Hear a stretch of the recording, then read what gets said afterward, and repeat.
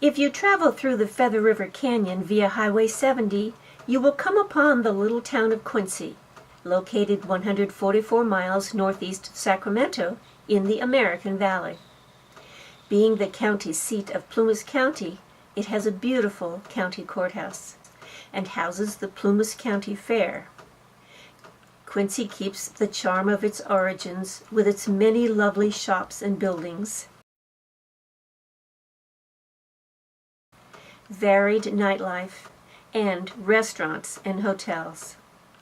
There are many artistic outlets via the Plumas Arts, the High Sierra Music Festival, local artists displayed down Main Street, the stage plays, and the music at the West End Theater.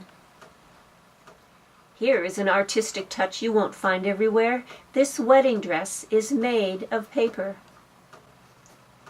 It all started during the 1850s and the gold rush, with men looking for ways to get the gold out of the mountains in the most effective routes. James Beckwourth was an American mountain man, fur trader, and explorer. A mulatto born into slavery in Virginia, he was freed by his father and master, and apprenticed to a blacksmith. Later he moved to the American West. In 1850, Beckwourth was credited with discovering what was to become Beckwourth Pass, a low-elevation Native American pass through the Sierra Nevada mountains between present-day Reno, Nevada, and Portola, California. In 1851, he improved what became the Beckwourth Trail, which thousands of settlers followed to Central California, and he set up his trading post to sell his furs to travelers. As many towns during that time, Quincy started as a gold rush community.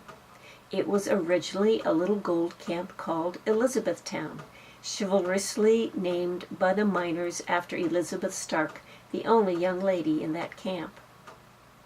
The camp started in 1852 and slowly dissolved and moved a mile away into the American Valley to form Quincy in 1854 as the county seat of Plumas County. Quincy is named after the city of Quincy, Illinois, named in turn after John Quincy Adams, the 6th President of the United States, and the hometown of James Hugh Bradley, one of the organizers of Plumas County who donated the land at Quincy for the establishment of the county seat. Of course, all of this ignored the original inhabitants of the American Valley, the Maidu Indians, who had lived in the valley for centuries before the white man came.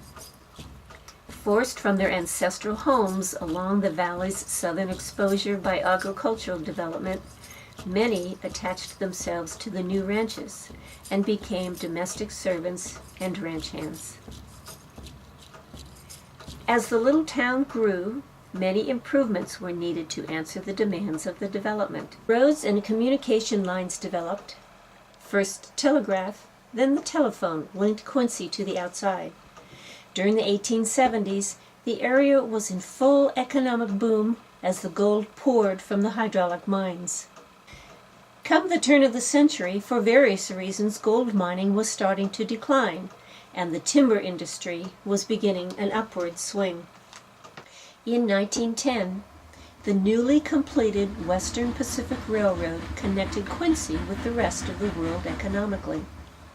With gold and copper mining still a viable revenue source, the timber industry's rapidly increasing development, and agriculture's steady output, turn of the 20th century Quincy looked better than it ever had economically. In 1921, a new courthouse was completed to replace the 1859 structure that had served the county for over 60 years.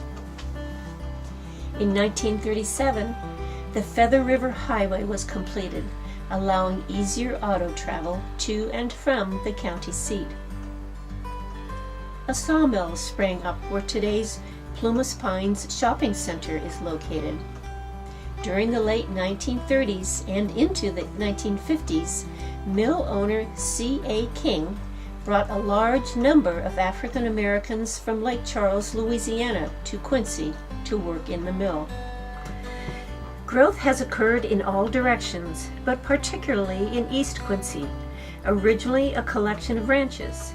It is here in 1953 that the charter for a Quincy Lodge number 1884 was established. And the first exalted ruler was Howard Train. The lodge had 2 previous locations before residing in its present location at 2004 East Main Street. It boasts an impressive lodge room, a large kitchen, and well-appointed bar. Quincy Lodge's present exalted ruler, Ray Busselin, has been working hard to keep true to the traditions of the Elks organization while bringing new ideas and energy. Ray has been an Elk member for 15 years and has been working for SPI Forklift for 20 years. He moved to Quincy in 1992 from Vallejo and loves the little town of Quincy. Be sure to stop by the lodge and say hi to Ray if you're in town.